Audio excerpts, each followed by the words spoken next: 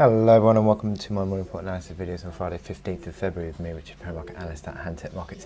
We've got a fairly mixed start to European session today, nothing too decisive in terms of direction, little bit of dollar strength coming back into the market after a really significant sort of fall back on the dollar yesterday, where we had that much weaker than expected retail sales data out of the States for December.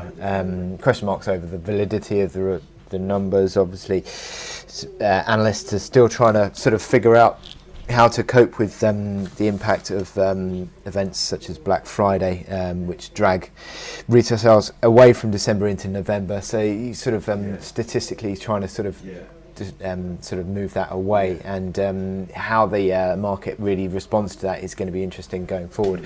But you could also have some revisions through the US government shutdown as well.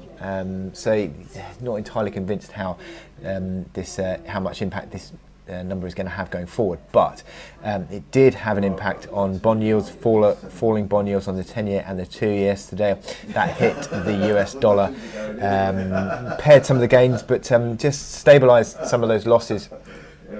Today we had the Chinese inflation data out overnight, and it came in pretty negative. Well, I say negative, lower than expected. 1.7% on the CPI and 0.1% on the PPI. So both of those were misses, and that again sort of leads to question marks over economic activity. Falling inflation is not a good sign for economic activity, and whether the People's Bank of China are going to now have to engage further monetary easing to try and cope with this slowdown. So this is where we see the safe haven bias today, the gold price going higher, and a little bit of that dollar strength is factored into that safe haven trade as well. In terms of equity markets, they were hit yesterday, and again today early doors, but have rebounded a little bit, although the DAX is trading slightly lower. S&P 500 was off yesterday, slightly lower today on futures. Again, they're off their lows of the day though, and it just is a general mildly risk negative, and also mildly risk negative vibe, which is sort of hitting through those forex markets. Now, in terms of data points today, we've had the UK in retail sales data. And that has helped to see sterling stabilising to an extent. Better than expected retail sales for the UK has really improved the picture for Q1 for the UK. Coming in ahead of expectations by quite some margin, actually, on those headline, on the ex-fuel retail sales year on year, 4.1% is really strong. Moving into this afternoon, we've got the industrial production for the US expected to be 0.1%. New York Fed manufacturing, I should say, around 7, so an improvement there.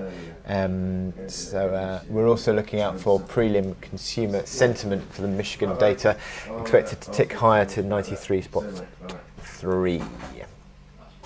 Now, my chart today is silver. Now, I've been tracking silver and gold recently, liking this uptrend that we've had similarly on silver and gold, but the silver uptrend has now been broken, and you've seen a move below 1560, which is a long-term basis of support and a pivot. So a move below that is a concern, and breaking the uptrend.